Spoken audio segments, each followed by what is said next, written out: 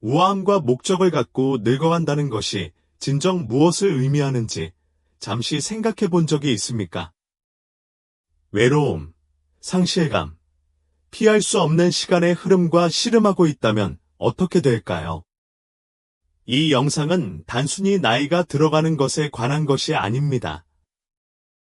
인생의 노년기를 포용하고 최대한 활용하는 강력한 여정에 관한 것입니다. 노화에 따른 기쁨과 마음의 고통을 모두 겪은 62세 남성 잭 톰슨을 만나보세요.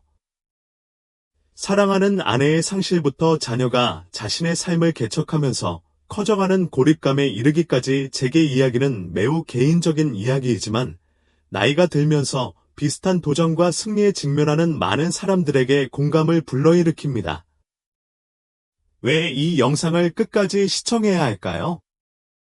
왜냐하면 잭의 경험은 단지 그 자신만의 경험이 아니기 때문입니다. 그것은 우리 중 많은 사람들이 나이가 들면서 필연적으로 직면하게 될 보편적인 경험을 반영한 것입니다. 그의 여행을 통해 당신은 상실에 대처하는 방법, 새로운 연결을 찾는 방법, 고독 속에서도 만족스러운 삶을 구축하는 방법을 배우게 될 것입니다. 예상치 못한 방식으로 그의 삶에 들어와 힘과 회복력으로 노화의 복잡성을 헤쳐나가는데 도움을 준 여성 로러와의 관계에서 그가 얻은 귀중한 지혜를 발견하게 될 것입니다. 또한 잭의 이야기는 요양원으로 이사하는 어려운 선택과 같이 노인들이 종종 내려야 하는 어려운 결정과 이러한 결정의 평화와 자신감, 열린 마음으로 접근하는 방법에 대해 조명합니다. 이 비디오가 끝날 때쯤이면 가장 중요한 관계를 소중히 여기고 독립을 받아들이고 나이가 들어감에 따라 삶을 완전히 통제하는 방법에 대해 더 깊이 이해하게 될 것입니다. 당신이 60대, 70대, 그 이상이든 잭의 이야기는 인생에 어떤 장애물이 있더라도 노년을 최대한 활용하도록 영감을 줄 것입니다. 모든 것을 겪으며 더욱 강해진 누군가로부터 귀중한 통찰력을 얻을 수 있는 기회를 놓치지 마세요. 아직 구독하지 않으셨다면 제 영상을 하나도 놓치지 않으시려면 구독하고 알림을 누르는 것을 추천드립니다. 여러분의 지지는 저에게 세상을 의미합니다. 이 영상이 마음에 드셨다면 좋아요를 누르고 다른 사람들과 공유하여 이 중요한 교훈을 계속 전파할 수 있도록 도와주세요. 이번 영상의 주제와 연결되셨다면 댓글에 1초를 남겨주세요. 그렇지 않다면 0초의 댓글을 달아 제가 어떻게 개선하고 더 나은 동영상을 만들 수 있는지 알려주세요. 이제 이야기 속으로 들어가 보겠습니다. 나는 마침내 휴식을 취하고 노동의 결실을 즐길 수 있는 때에 은퇴하는 것을 항상 상상해왔습니다. 미래는 결국 올 것이라는 것을 알고 꼼꼼하게 계획을 세웠습니다. 하지만 인생이 흔히 그러하듯이 그것은 나에게 예상치 못한 커브볼을 던졌습니다. 생각보다 일찍 은퇴해야 했어요. 고맙게도 나는 항상 지출을 염두에 두고 재정을 꽉 쥐고 비오는 나를 대비해 저축했습니다. 그래서 재정적으로는 괜찮게 지내고 있었지만 계획하지 않았던 일이 있었습니다. 이제 내 삶을 가득 채운 무거운 침묵이었습니다. 가족이 나의 세상이던 시절이 있었습니다. 내 아들 애덤과 내 딸 에멀리는 이제 각자의 가족을 갖게 되었습니다. 그들의 삶은 안정적이었고 그들의 방식대로 번영을 누리고 있었습니다. 물론 자랑스러웠지만 집이 웃음으로 가득 차고 풋풋한 발소리가 들렸던 시절을 그리워하는 마음도 있었습니다. 하지만 시간이 지나면서 집은 점점 더 조용해졌고 한때 집안을 가득 채웠던 에너지는 서서히 사라져갔습니다. 몇 년 전 사랑하는 아내 사라가 오랜 투병 끝에 세상을 떠났습니다. 그 상실은 내 마음에 결코 치유될 것 같지 않은 구멍을 남겼습니다. 시간이 지날수록 한때 그토록 친했던 우리 아이들도 바쁜 일상에 더욱 빠져들게 되었습니다. 그들이 방문하는 횟수는 점점 줄어들었고, 날이 갈수록 나는 혼자가 되는 경우가 더 많아졌습니다. 어느 날 오후, 나는 텅 빈 집의 고요함에 둘러싸여 소파에 앉아 있었다. 침묵이 나를 완전히 삼키는 것 같았습니다. 내 심장이 뛰는 소리와 멀리서 들려오는 바깥 세상의 윙윙거리는 소리 외에는 아무것도 들을 수 없었습니다. 한때 생명력과 따뜻함으로 가득 차 있던 방은 이제 내가 느꼈던 외로움을 반영하는 것 같았습니다. 나는 그것을 내 뼛속 깊이 느꼈고 무시할 수 없는 쓰라린 고통을 느꼈습니다. 그런 감정을 밀어내려고 거기 앉아 있는데 전화벨이 울렸다. 아담이었습니다. 그의 목소리는 다급하고 급하게 들려왔다. 아빠, 오늘 밤 집에 계세요. 급한 일이 있어서 못 갈 수도 있어요. 걱정스러운 목소리로 아버지가 말했습니다. 나는 가슴 속에 실망감이 스치는 것을 느꼈지만 그것을 억제하려고 노력했다. 나는 이해했습니다. 아담에게는 자신의 가족이 있고 바쁜 직업이 있고 이끌어야 할 삶이 있다는 것입니다. 그에게는 책임이 있었습니다. 나는 외로움으로 그에게 부담을 주고 싶지 않았기 때문에 괜찮아. 아담, 내 걱정은 하지 말고 내 물건만 잘 챙기렴. 난 여기 있어 라고 억지로 침착하게 대답했다. 나는 내 안에 공허한 통증을 느끼며 전화를 끊었습니다. 마치 세상이 나를 남겨둔 채 사라져 버린 것 같았습니다. 나는 그동안 너무 열심히 일했고 가족을 부양하는 데 마음과 영혼을 쏟았지만 이제 은퇴하고 살아가 사라지고 아이들이 각자의 삶을 살고 있는 가운데 나만 홀로 고요함을 마주해야 한다는 사실을 알게 되었습니다. 공허함은 날이 갈수록 깊어지는 것 같았습니다. 다음 날, 이웃인 존이 방문하러 들렀습니다. 존과 나는 동갑이었고, 우리는 항상 대화를 즐겼습니다. 그러나 이번에는 공기 중에 무언의 무거움이 있었습니다. 그는 내 옆에 앉더니 잠시 침묵을 지킨 뒤 깊은 한숨을 쉬었습니다. 그럼 지금 여기엔 너뿐이구나. 응. 그는 방을 둘러보며 물었다. 그의 눈은 내 감정을 반영하는 공허함을 훑어보았다. 나는 별말 없이 고개를 끄덕였다. 그의 말은 무게처럼 공중에 매달렸다. 나도 마찬가지야. 그가 말을 이었다. 그의 목소리에는 내 속 깊은 곳까지 울려 퍼지는 슬픔이 물씬 풍겼다. 아내는 바쁘고 아이들은 자기 일을 하고 있어요. 나는 그의 말에서 슬픔을 느낄 수 있었고, 그것은 내가 겪고 있는 고통스러운 공허함을 반영했습니다. 인생의 2단계에서 외로움에 대한 존의 말은 나에게 피할 수 없는 차갑고 냉철한 진실처럼 느껴졌다. 당신은 그것에 대해 생각해야 합니다. 라고 그는 말했다. 어느 날 혼자가 된다면 어떨까요? 그의 질문은 정적을 칼날처럼 가르고 있었다. 나는 심장이 뱃속으로 떨어지는 것을 느낄 수 있었습니다. 이 큰 집에서 대화할 사람도 없고 나를 확인해 줄 사람도 없이 완전히 혼자라는 생각이 나를 두려움으로 가득 채웠습니다. 그의 질문이 계속해서 내 마음속에 울려 퍼졌습니다. 나 혼자 남겨지면 어쩌지? 어떻게 해야 하지?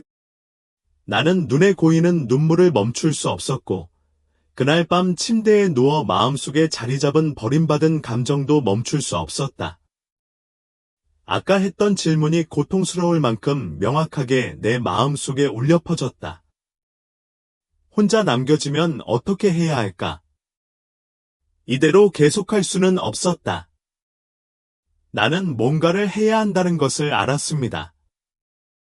나는 이 조용하고 외로운 존재 속에서 계속 표류할 수 없었다. 며칠 후, 나는 산책을 위해 공원에서 존을 만났습니다. 우리는 벤치에 앉아 사람들이 지나가는 것을 지켜보았습니다. 그들의 삶이 우리 주변에서 흐릿하게 움직이는 것을 지켜보았습니다. 나는 나를 짓누르는 모든 일들로 인해 마음이 무거워진 채 존에게로 향했습니다. 모든 일에 있어서 당신 말이 옳았어요. 나는 감동으로 가득 찬 목소리로 말했다. 내가 한 말을 곰곰이 생각해봤어. 우리 나이에 혼자 남게 된다면 어떻게 관리해야 하지? 존은 이해한다는 듯 고개를 끄덕였고 그의 눈은 공감으로 부드러워졌다. 나도 생각해봤다고 답했다.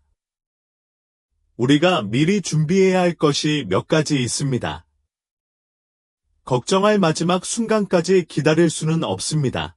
존은 거의 안심할 만큼 차분한 목소리로 단호하게 말했습니다.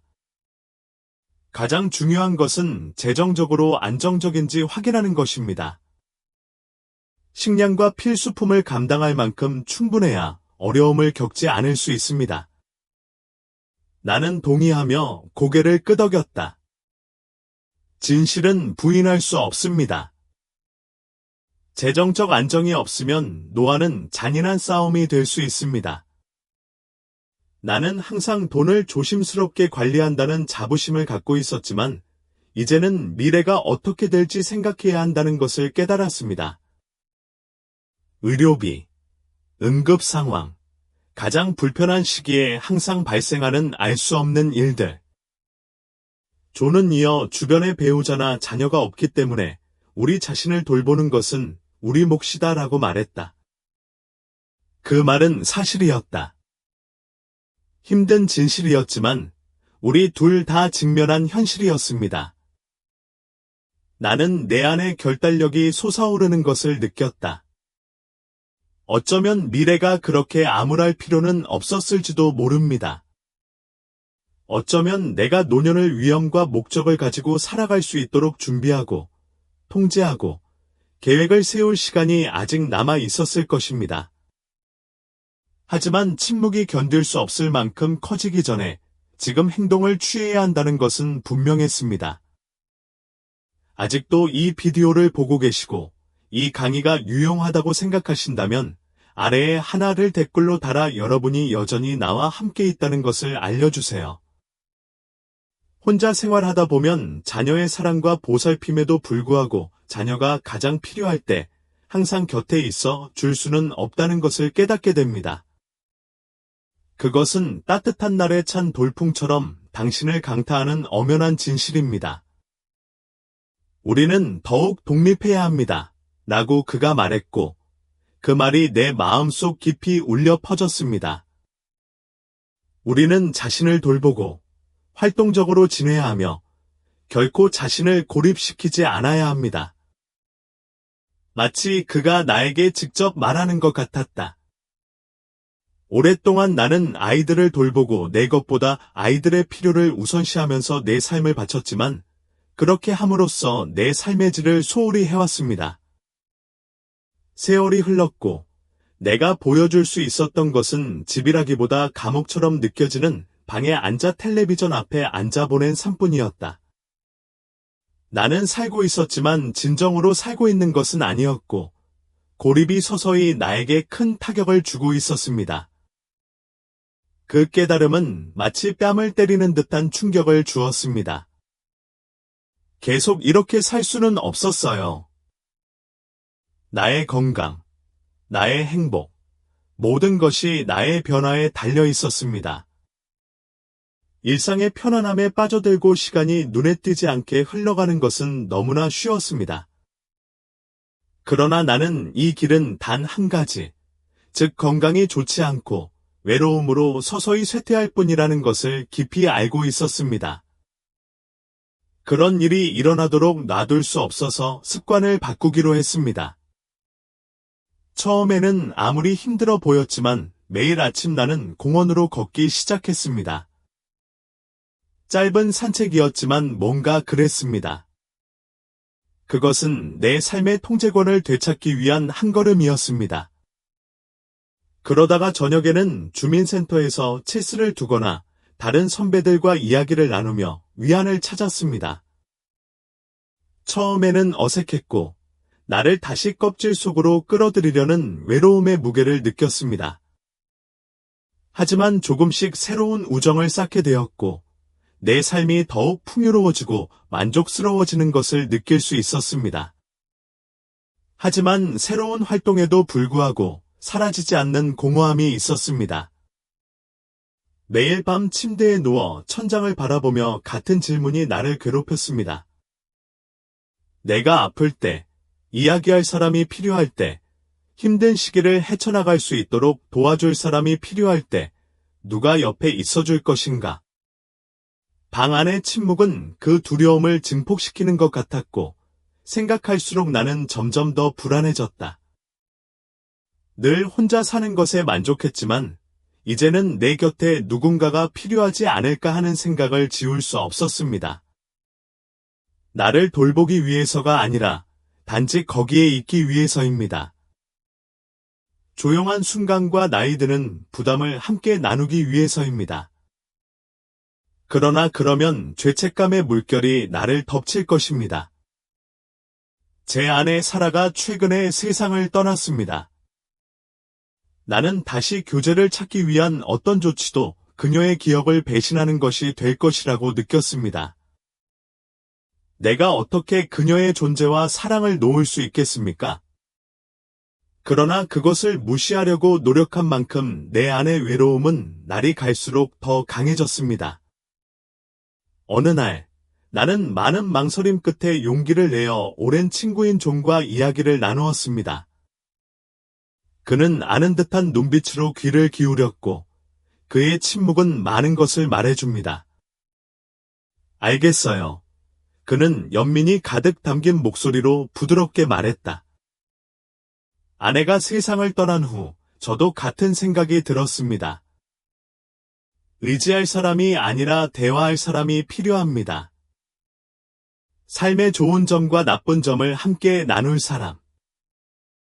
가장 필요할 때 우리를 지원해 줄 사람이 필요합니다. 그의 말은 내가 놓치고 있다는 것을 깨닫지 못했던 나에게 일종의 위로를 주었다. 그가 옳았다. 나는 사라를 대신할 사람을 찾는 것이 아니라 단지 내 안에 자라나는 고독의 아픔을 달래기 위해 찾았습니다. 슬슬 열리기 시작했는데 동반자를 찾는다는 생각에 마음이 사로잡혔고 그때 마가렛을 만났습니다. 역시 혼자 사는 노부인이었는데 활기차고 낙관적인 성격이 신선한 바람을 불러일으켰습니다. 우리는 아이들과 멀리 떨어져 살았던 경험과 그에 따른 깊은 외로움에 대해 빠르게 유대감을 형성했습니다. 마가렛에게는 모험 정신이 있었고 내가 몇 년 동안 느끼지 못했던 삶에 대한 열정이 있었습니다. 그녀는 항상 밖으로 나가서 탐험하고 새로운 장소를 방문하고 내가 얼마나 많은 것을 놓치고 있었는지 상기시켜주는 일을 하고 있었습니다.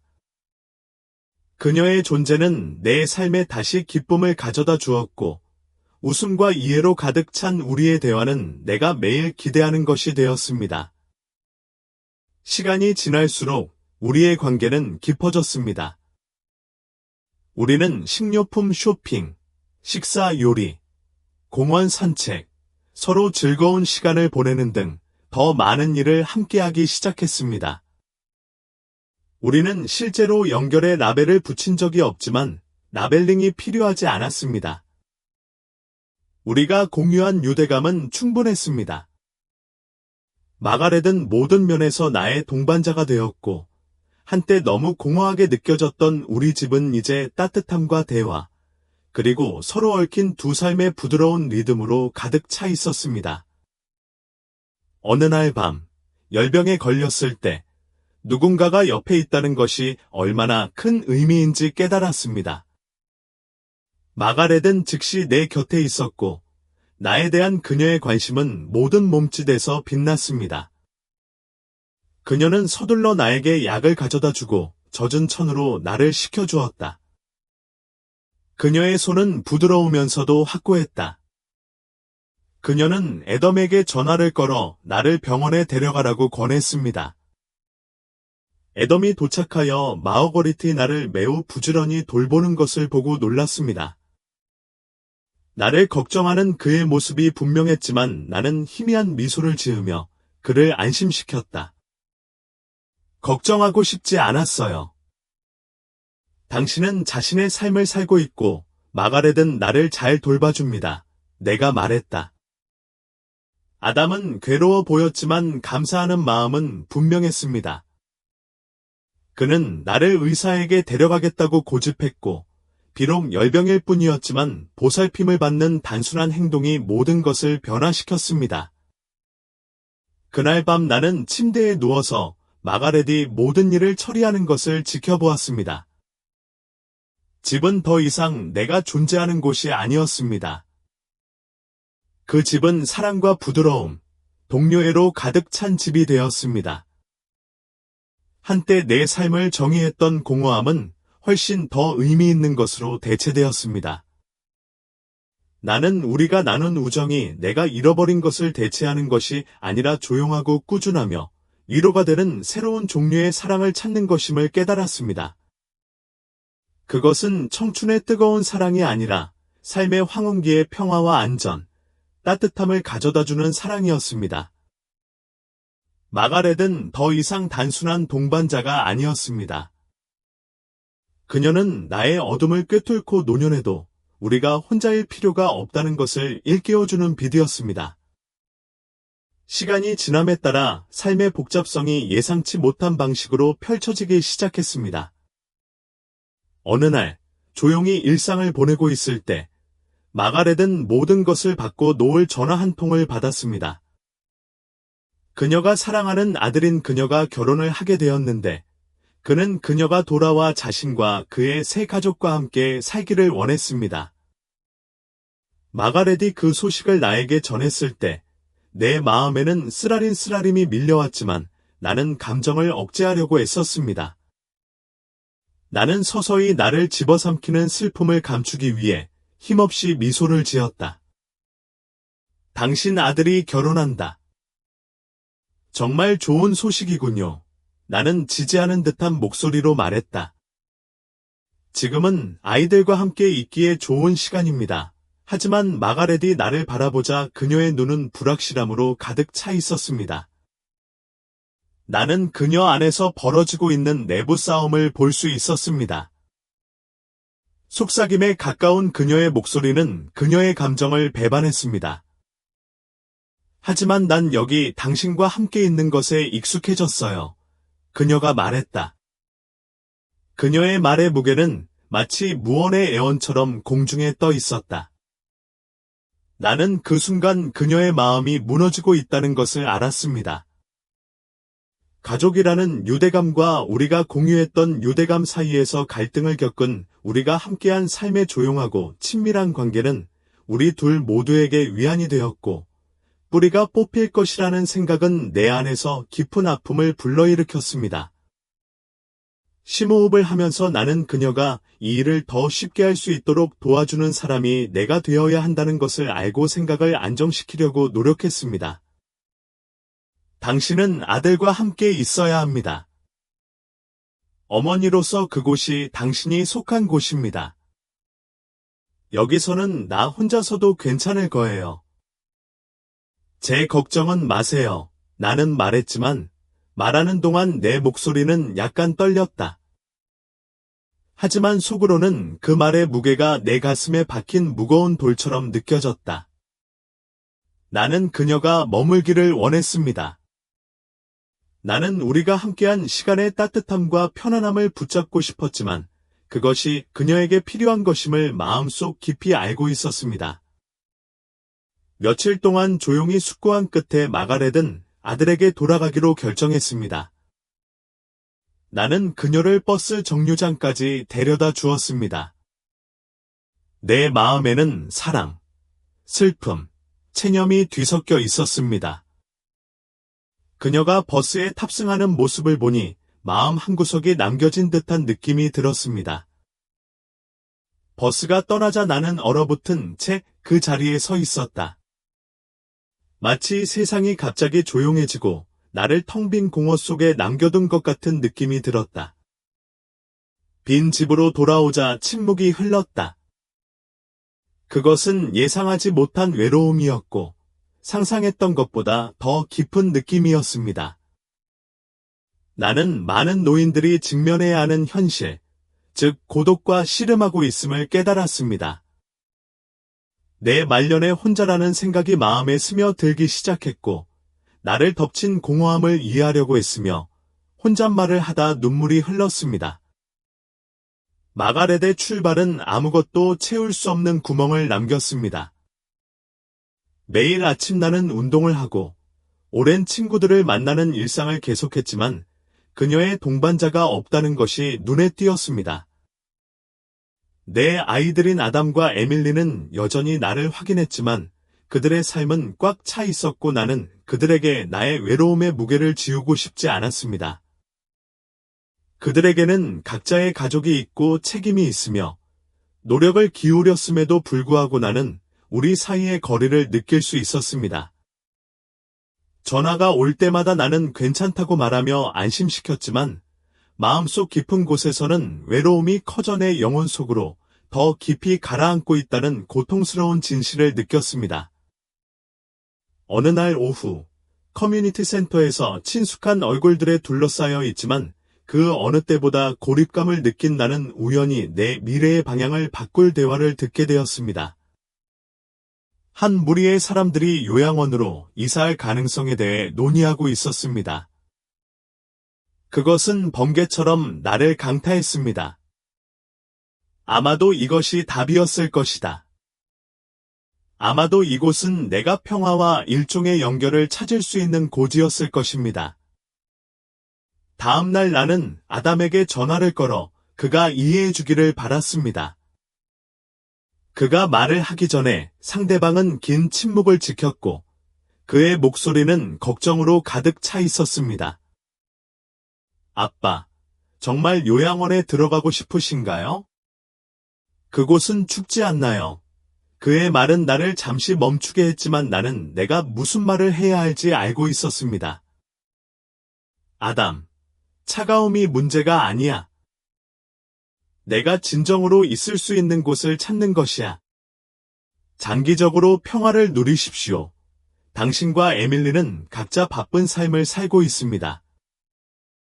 나는 당신에게 부담이 되고 싶지 않습니다. 적어도 요양원에는 주변에 사람들이 있다.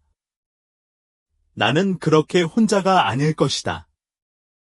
애덤은 망설였고 에멀리와 논의하겠다고 약속하는 그의 목소리에는 걱정이 담겨 있었습니다. 며칠 후 그들은 소파에 앉아 걱정스러운 얼굴로 찾아왔습니다. 에멀리가 먼저 말했습니다. 그녀의 목소리에는 감동이 가득했습니다.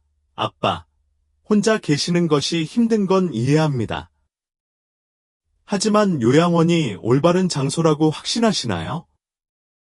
그곳에서 더욱 고립감을 느끼면 어떻게 하시나요? 그들의 관심이 내 마음을 따뜻하게 해주었지만 나는 굳건히 서 있어야 한다는 것을 알았습니다. 나에 대해 걱정할 필요는 없습니다. 곰곰이 생각해 봤습니다. 노년을 편안하게 보낼 수 있는 곳이 필요합니다. 요양원이 최악의 선택은 아닙니다. 완벽하지는 않지만 여기 혼자 있는 것보다는 낫습니다.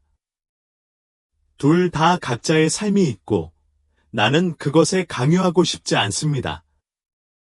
그들의 침묵은 많은 것을 말했지만 오랜 침묵 끝에 그들은 동의했습니다.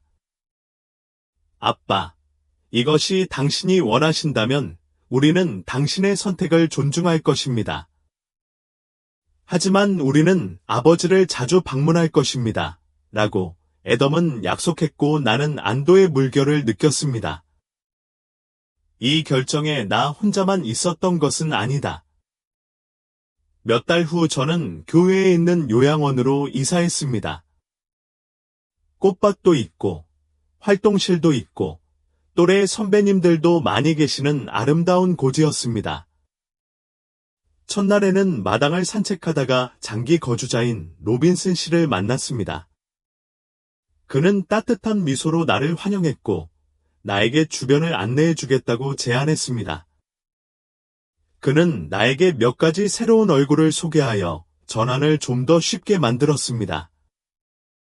그날 저녁, 새 침대에 누워 창밖으로 밤하늘을 바라보고 있을 때 나는 묘한 평온함을 느꼈습니다. 집도 아니었고 내가 상상했던 삶도 아니었지만 새로운 시작이었다. 나는 몇 명의 새로운 친구를 사귀었고 아무리 작은 친구라도 함께할 수 있다는 가능성이 내 외로움의 무게를 덜어주었습니다. 6개월이 지나서 나는 내 일상을 찾았다. 나는 규칙적으로 먹고, 운동하고, 새로운 친구들과 어울리며 시간을 보냈습니다. 나는 한때 두려워했던 지독한 고독을 더 이상 직면하지 않았습니다. 나는 새로운 리듬과 새로운 목적의식을 발견했습니다. 비록 내가 상상했던 삶은 아니었지만 평화롭고 연결되어 있고 오랜만에 희망으로 가득 찬 삶을 살 수 있었습니다. 체스를 두는 것, 조용한 순간을 즐기는 것, 친구들과 이야기를 나누는 것 등 소소한 즐거움의 소박함으로 가득 찬 삶이 평화로운 리듬이 되었습니다. 그 소소한 일상이 나의 안식처가 되었다. 수년간 느끼지 못했던 편안함과 안정감을 오랜만에 처음으로 느꼈습니다. 내 자녀인 아담과 에밀리는 여전히 자주 전화를 했습니다. 그들의 목소리에는 내가 혼자 생활에 적응하는 것을 걱정하는 목소리가 가득했다. 매번 나는 잘 지내고 있어. 부족한 건 없어. 걱정하지 않아도 되라고 장담했는데도 걱정이 끝이 없는 것 같았다. 나는 그들의 마음을 편안하게 하려고 노력했지만 마음속 깊은 곳에서는 내가 고독에서 찾은 평화를 그들이 완전히 이해할 수 없다는 것을 알았습니다. 나는 그것을 포용하고 감사하고 그것에 기초를 두는 법을 배웠습니다. 그런데 어느 날 오후 내가 알고 있던 세상이 바뀌었습니다. 조용한 점심을 먹은 후 나는 햇빛 아래 앉아 얼굴의 따뜻함을 느꼈고 순간의 단순함이 나를 덮쳤다. 전화벨이 울렸고 내가 대답하자 다급함을 가득 담은 아담의 목소리가 갈라지는 것을 들었습니다. 그의 말투에는 내 가슴을 조이는 떨림이 있었다. 아빠, 나쁜 소식이 있어요. 그는 목소리를 거의 억제하지 못한 채 말했습니다. 로빈슨 부인은 교통사고를 당해서 병원에 있어요. 그 말이 마치 물리적인 타격처럼 나를 강타했다. 심장이 쿵쾅쿵쾅 뛰고 잠시 숨을 쉴 수가 없었다. 충격으로 인해 마비되면서 전화기가 내 손에서 거의 미끄러질 뻔했습니다. 나는 의자 끝에 앉아 그가 말하는 것의 심각성을 이해하기 위해 애쓰면서 마음을 안정시켜야 했습니다. 무슨 일이야? 그 사람은 어때? 나는 말을 더듬었고 내 목소리는 거의 속삭임에 불과했고 공황 상태가 뿌리를 내리기 시작했습니다. 다시 말하는 아담의 목소리는 떨렸다. 방금 소식을 듣고 급히 달려왔습니다. 병원에 가실래요? 내 밑에 땅이 사라진 것 같은 느낌이 들었습니다.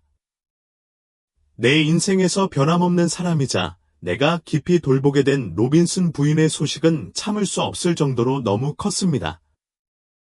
그 순간 나는 생각할 수도, 추론할 수도 없었습니다.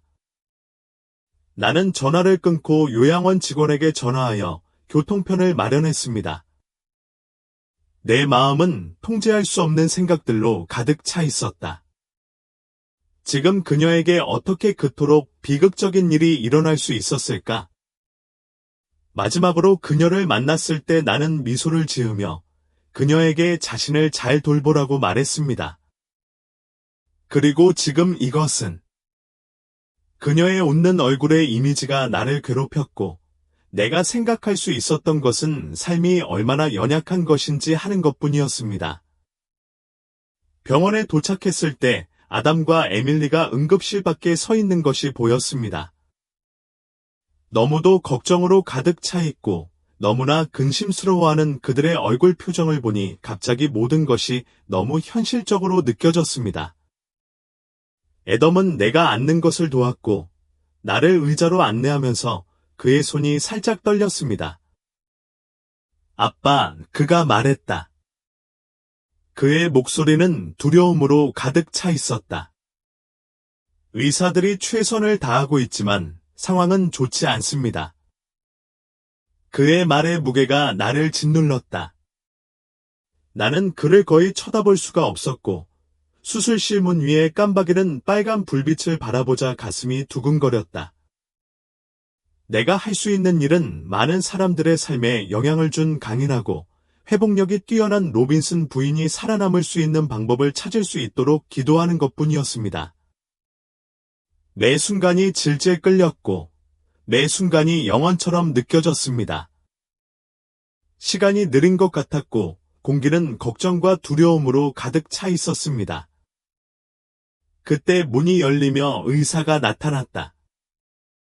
나는 소식과 희미한 희망을 간절히 바라며 그에게 달려갈 뻔했습니다. 그 사람은 어때요? 나는 물었다. 내 목소리는 단순한 숨결이었고 내 심장은 목구멍에 있었다. 의사의 얼굴은 어두워졌고 눈은 지쳤습니다.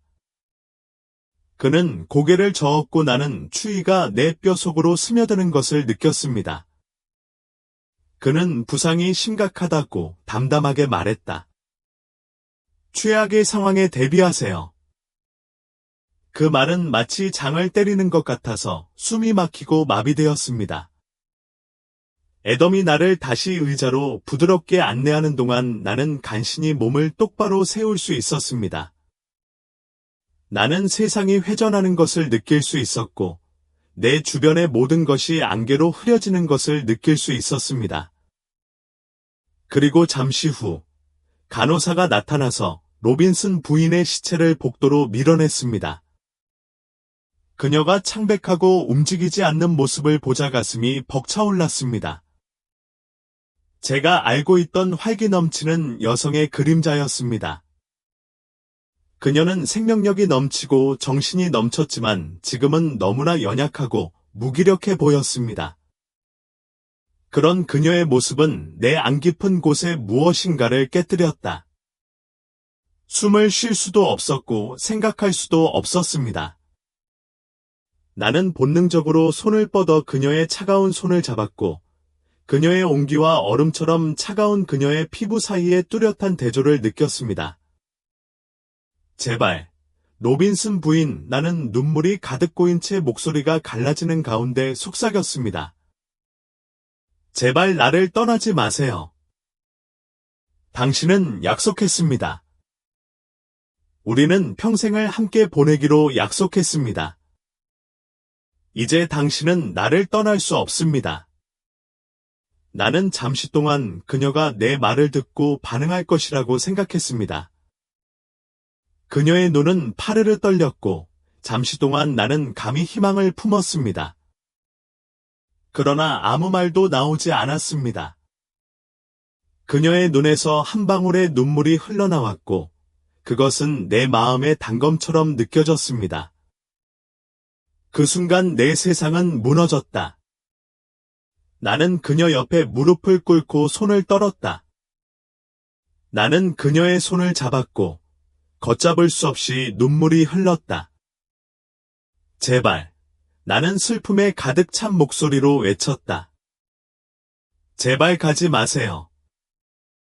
나는 당신 없이는 살 수 없습니다.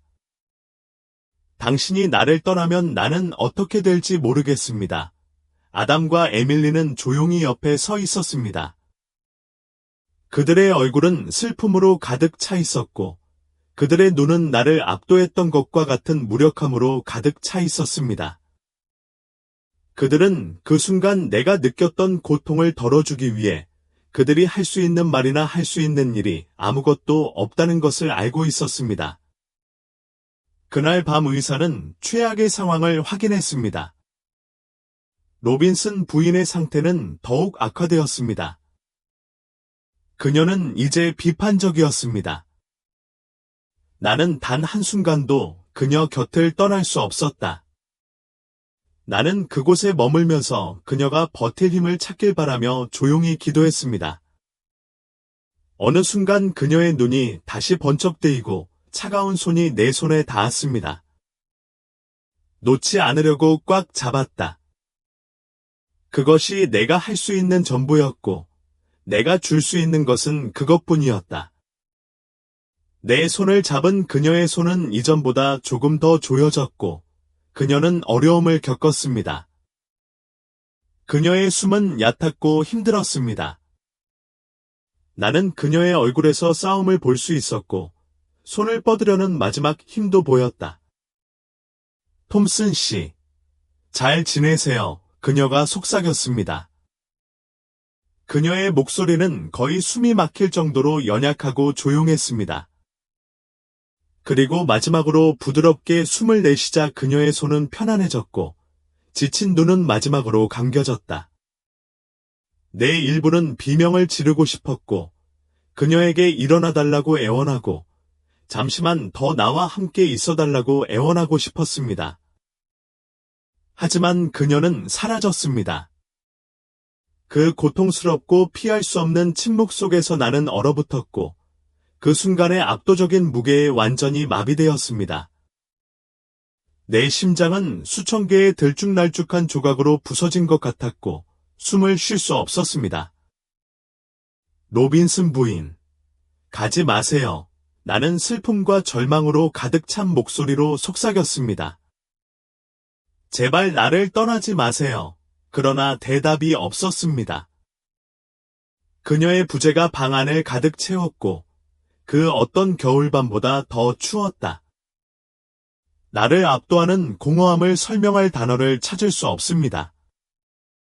그러자 그것은 마치 내 영혼이 내 몸에서 찢어져 빈 껍데기밖에 남지 않은 것 같았습니다. 로빈슨 부인은 단순한 친구 그 이상이었습니다. 그녀는 나를 진심으로 걱정하고, 나를 있는 그대로 보았고, 그럼에도 불구하고 나를 사랑했던 마지막 사람이었습니다. 그리고 이제 그녀는 사라졌습니다. 세상은 어쩐지 더 잔인하고 차갑게 느껴졌고, 나는 기쁨이나 평화의 기회를 모두 막아버리는 안개와 어둠 속에서 비틀거리며 뒤따르는 나날들을 보내야 했습니다. 그 슬픔은 숨이 막힐 지경이었고, 아무리 많은 사람들이 나를 위로해 주려고 해도 외로움은 더 심해지는 것 같았습니다. 요양원에서는 하루가 함께 흐려졌습니다. 그녀가 없으면 모든 것이 너무 공허해 보였습니다. 마치 내 앞에 끝없이 펼쳐진 시간에 아무런 목적도 없는 것처럼 보였습니다. 내 친구들과 동료 주민들은 나의 변화를 알아차렸습니다. 나는 그들이 아무 말도 할 필요가 없었습니다. 나는 그들의 눈에서 연민과 슬픔을 볼 수 있었습니다. 그들은 그것을 어떻게 표현해야 할지 몰랐습니다. 그들은 나와 함께 앉아 있었지만 어떤 위로의 말도 내 마음 깊은 곳에 새겨진 상처를 치유할 수 없었습니다. 우리 나이의 상실은 단순한 추억 그 이상입니다. 그것들은 우리 자신의 일부이며 대체할 수 없는 우리 영혼의 조각입니다. 일단 사라지면 그 공백을 메우려고 아무리 노력해도 영원히 비어있는 상태로 남습니다. 아담과 에밀리는 그들의 웃음과 순진함이 내 영혼을 가볍게 해주기를 바라는 마음으로 어린 아이들을 데리고 자주 들렀습니다. 하지만 아무리 노력해도 그들의 기쁨에서 위안을 찾고자 아무리 노력해도 모든 것이 너무 멀게만 느껴졌습니다. 내 마음은 슬픔의 벽에 갇힌 요새였고 아무리 많은 사랑을 줘도 뚫을 수 없었습니다. 나는 미소를 지었지만 나는 괜찮다고 안심시키려는 공허한 몸짓에 지나지 않았습니다. 마음속으로는 전혀 그렇지 않았습니다. 우리 사이의 침묵은 날이 갈수록 더욱 커졌고 로빈슨 부인이 남겨둔 공간을 끊임없이 상기시켜 주었습니다. 어느 날 오후, 아담은 걱정스러운 얼굴로 내 옆에 앉았습니다. 그는 내가 왜 아직도 그렇게 깊이 슬퍼하고 있는지, 왜 더 이상 나아갈 수 없는지 이해하지 못했습니다. 그리고 그는 온화한 방식으로 나를 위로하려고 노력했습니다. 아빠, 더 이상 슬퍼하지 마세요.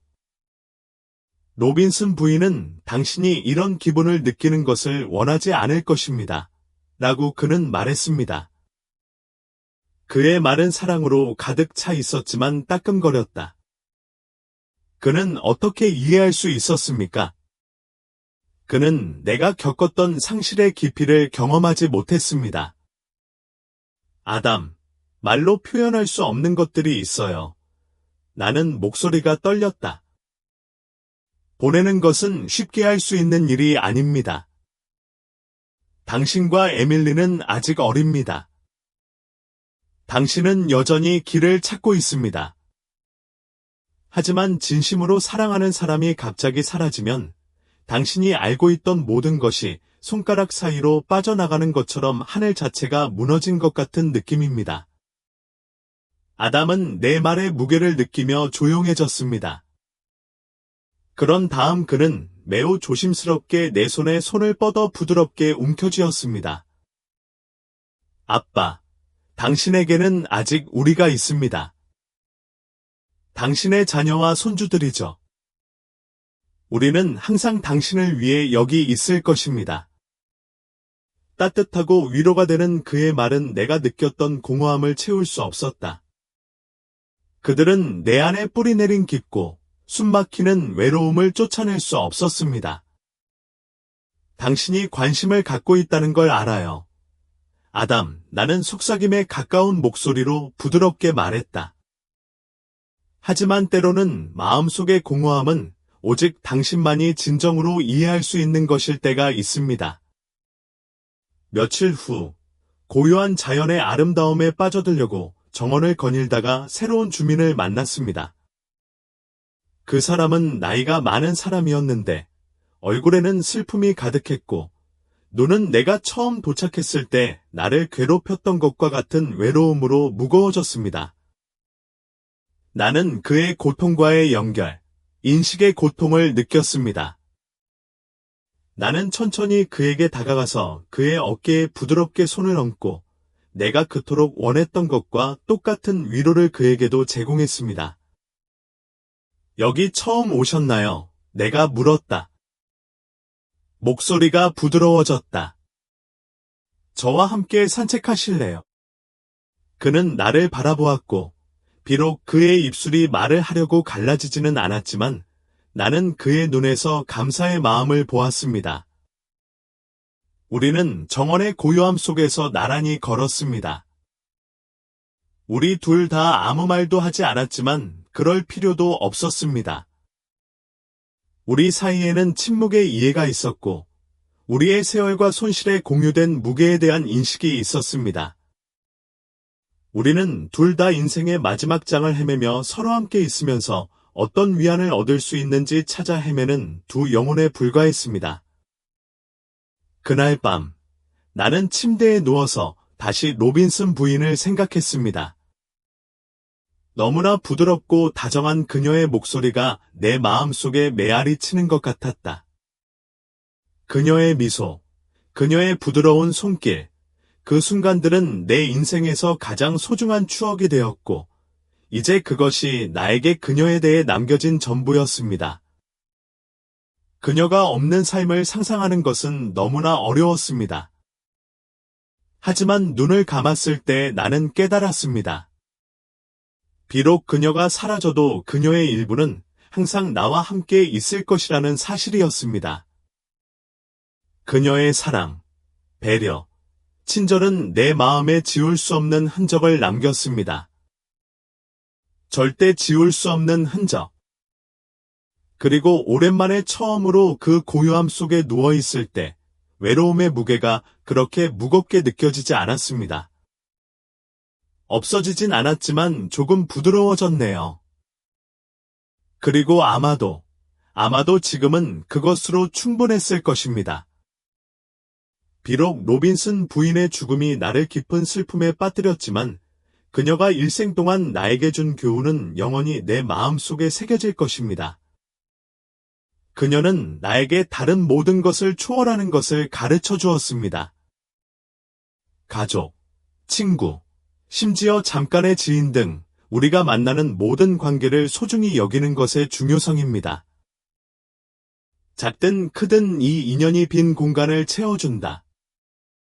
우리 마음 속에는 세상이 너무 광대하거나 너무 압도적이라고 느낄 때 연결, 이해, 위안을 제공하여 삶을 의미 있게 만드는 것입니다. 각 관계는 공유된 순간, 웃음, 투쟁, 사랑으로 함께 엮인 우리 삶의 테피스트리의 실입니다. 이러한 관계가 없다면 우리의 존재는 훨씬 더 공허할 것이라고 생각하지 않을 수 없습니다. 그것들은 우리를 지탱하는 닫히며 모든 것이 일시적인 세상에서 우리가 의지할 수 있는 몇 안 되는 상수 중 하나입니다.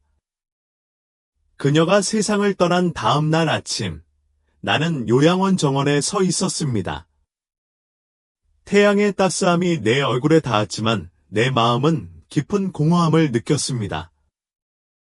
나는 혼자 생각에 잠겨 있었고 나무 사이로 속삭이는 부드러운 바람이 있었습니다. 나는 그 조용한 순간에 진정으로 깨달았습니다. 이 삶에서 영원히 지속되는 것은 없지만 우리가 다른 사람들과 나누는 사랑, 우리가 함께 만들어가는 진정한 순간은 항상 남을 것이라는 사실을 말입니다. 그 순간들은 우리 마음 속에 살아있으며 삶의 폭풍이 몰아칠 때 힘의 원천이 됩니다. 우리가 온전히 살았고 깊이 사랑했으며 우리 자신의 일부를 다른 사람들에게 줬음을 상기시켜줍니다. 그 사랑은 시간이 흘러도 어둠 속에서 등대처럼 지속되어 우리가 길을 잃었다고 느낄 때 우리를 인도해줍니다. 나는 영적인 힘이 가장 어려운 시기를 헤쳐나갈 수 있게 해주는 원동력이라는 것을 깨닫게 되었습니다.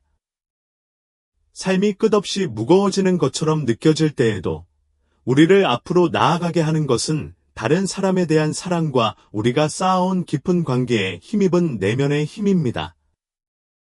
일본의 위대한 작가 무라카미 하루키는 사람은 천천히 늙는다고 늘 생각했다.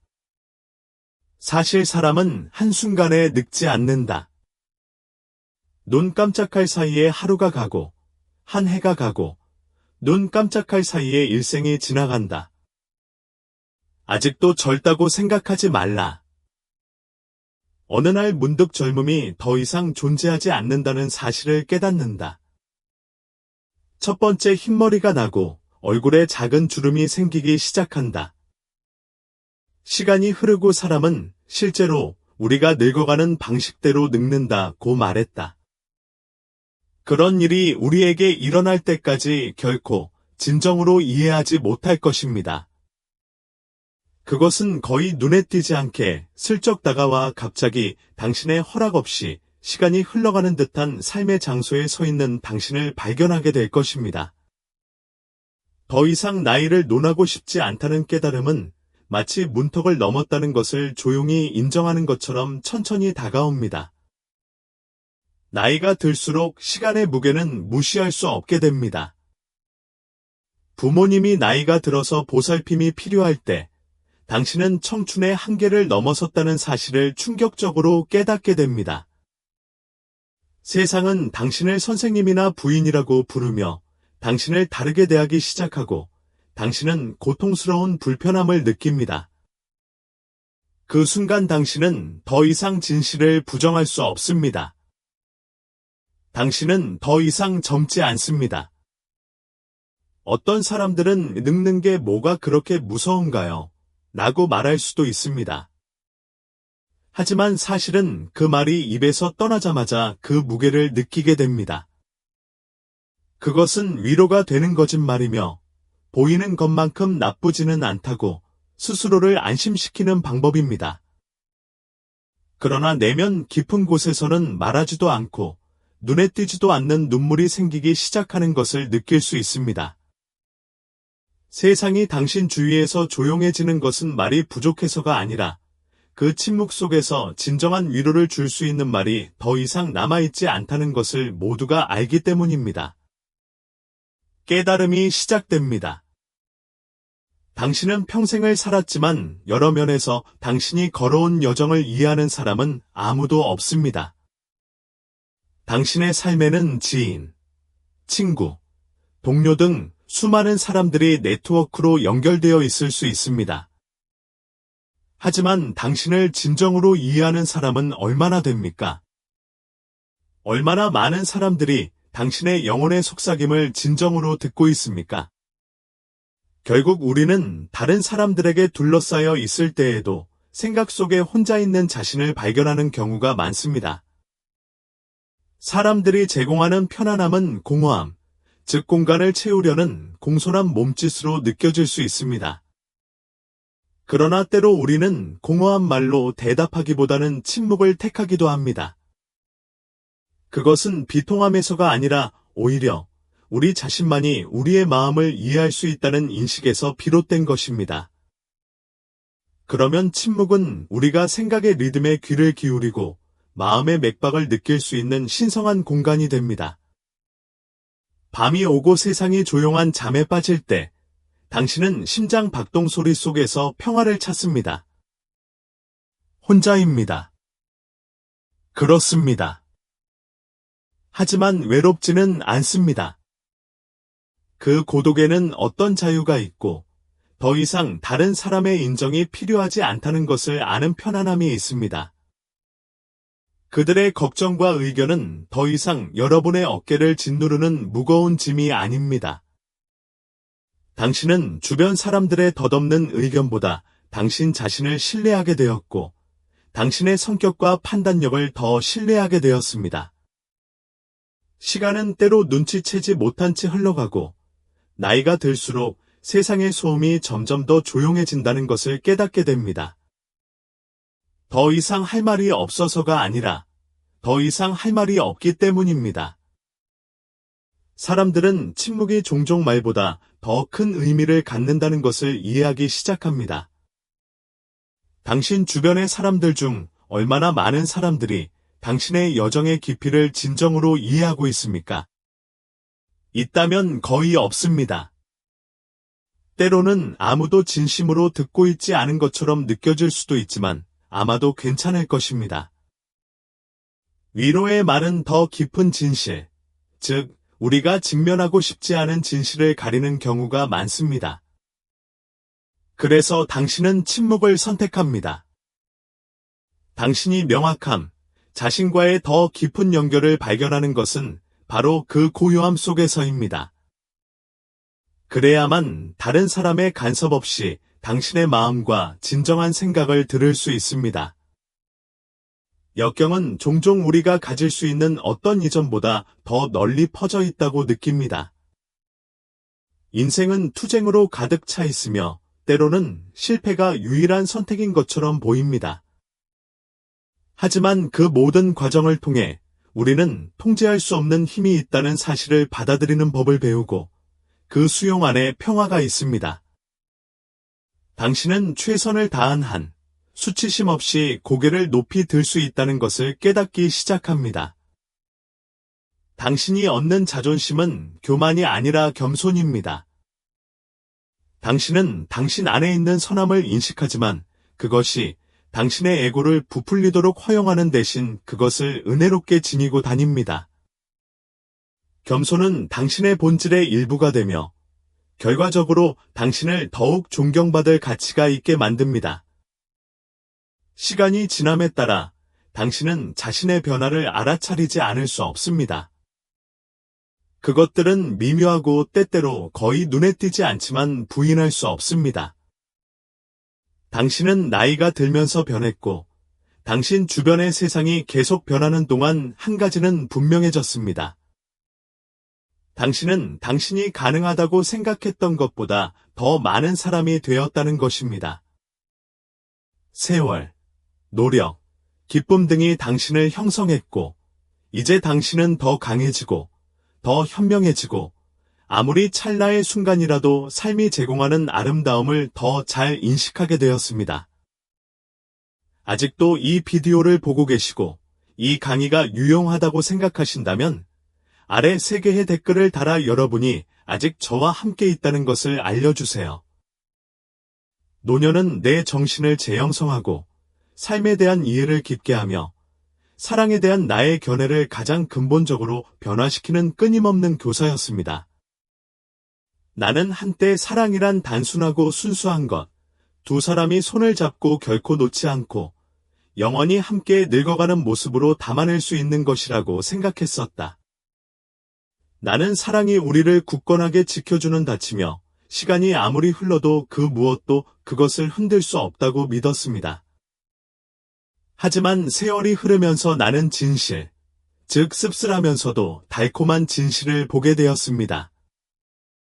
많은 관계는 밝게 피어났다가 너무 빨리 사라지는 꽃잎처럼 찰나입니다. 그것들은 일시적이며 종종 우리가 한때 상상했던 영원보다 우리가 공유하는 순간에 더 가깝습니다. 삶은 너무나 빠르게 흘러 과거, 현재, 미래가 함께 흐려지기 시작합니다. 한때 그토록 대체할 수 없다고 느꼈던 사람들, 우리 삶의 기둥 같았던 사람들이 변했거나 멀어졌다는 사실을 우리는 조용히 뼈저리게 깨닫습니다. 한때 생생하고 생기 넘쳤던 가장 소중한 추억조차도 시간이 지나면서 그 색을 잃기 시작합니다. 더 많이 살아갈수록 인생은 그 아름다운 복잡성 속에서도 기쁨과 깊은 슬픔의 원천이 될 수 있다는 것을 더 많이 이해하게 됩니다. 이 진실을 받아들이는 느낌이 들 때가 있습니다. 불가능한 영원 깊은 곳에서 당신은 그것과 평화를 이루려고 애쓰지만 모든 것이 변하지 않을 수는 없다는 깨달음과 함께 오는 부인할 수 없는 평온함이 있습니다. 어떤 것들은 우리 눈에 한때 완전했던 것이 그 빛을 잃어버리고 우리는 그것들을 버릴 수밖에 없습니다. 한때 당신을 괴롭혔던 일들, 비판하거나 변화시키려고 노력했던 순간들이 점점 희미해지기 시작합니다. 당신은 어떤 것들은 그저 존재하며 아무리 바라는 것이 그 존재를 바꿀 수 없다는 것을 깨닫습니다. 인생은 변화에 대한 허락을 구하는 것이 아니라 단지 그렇게 할 뿐입니다. 사람들은 당신을 실망시킬 것이고 당신도 자신을 실망시킬 것입니다. 받아들이기 힘든 일이지만 사실 우리는 때로 우리 자신을 다른 사람에게 너무 많이 주고 그 대가로 우리의 친절을 당연하게 여기는 것처럼 공허함을 느끼게 됩니다. 한때 당신을 필요로 했던 사람들은 이제 당신의 사랑과 보살핌이 마치 그들이 항상 의지할 수 있는 것처럼 보장되어 있다고 생각합니다. 나는 나 자신을 더 친절하게 대해야 한다는 것을 때로는 고통스럽게 배웠습니다. 내 마음을 더욱 철저하게 지켜야 하고 필요하다면 남을 향해 조금 더 냉철해져야 내 행복을 지킬 수 있습니다. 시간이 지남에 따라 실망감이 단지 일시적인 감정이 아니라는 것을 깨닫기 시작합니다. 그것은 삶의 여정에서 끊임없는 동반자입니다. 무언가에 마음을 더 많이 쏟을수록 실망에 더 취약해집니다. 그럼에도 불구하고 그 취약성에는 이상한 아름다움이 있습니다. 왜냐하면 그것은 당신이 아직 살아있고 여전히 희망하고 더 나은 것을 향해 나아가고 있음을 상기시켜 주기 때문입니다. 시간이 지나면서 나는 모든 희망을 한 곳에 두는 것이 어리석은 일이라는 것을 깨닫게 되었습니다. 희망은 비록 강력하기는 하지만 깊은 실망의 원인이 될 수도 있습니다. 이러한 깨달음 속에서 당신은 희망과 수용의 섬세한 춤을 배우기 시작합니다. 온 힘을 다해 앞으로 나아가야 할 순간이 있지만 물러서서 숨을 쉬고 일이 펼쳐지도록 해야 할 때를 알아야 할 때도 있습니다. 비결은 희망과 실망이라는 두 가지의 균형을 맞추는 방법을 배우는 것입니다. 그리고 그렇게 하면 결과에 대해 너무 걱정하지 않게 됩니다. 정말로 중요한 것은 당신이 얻거나 잃는 것이 아니라 인생이 당신에게 던지는 도전에 관계없이 어떻게 그 모든 것을 헤쳐나가고 어떻게 은혜롭게 앞으로 나아가는가입니다. 결국 모든 사랑, 상실, 희망, 실망 끝에 나는 한 가지 심오한 진리를 이해하게 되었습니다. 진정한 실패를 피하는 유일한 방법은 자신에게 의지하는 것입니다. 다른 사람들의 지지를 받는 것은 위안이 되지만 자급자족하고 결국에는 항상 당신 곁에 있을 사람이 당신이라는 것을 아는 데서 오는 더 깊고 조용한 힘이 있습니다. 세상이 불확실하다고 느낄 때, 의지할 사람이 아무도 없을 때, 당신은 당신이 진정 얼마나 강한지 발견하게 될 것입니다. 지금은 당신이 일어서야 하는 순간입니다. 그래야만 해서가 아니라 당신 안에 항상 힘이 있다는 것을 깨닫기 때문입니다. 그리고 그것은 무엇보다도 당신이 스스로에게 줄 수 있는 가장 소중한 선물입니다. 이 묵상이 끝나면 이 인생 교훈에서 무엇을 배웠는지 깊이 생각해 보시기 바랍니다.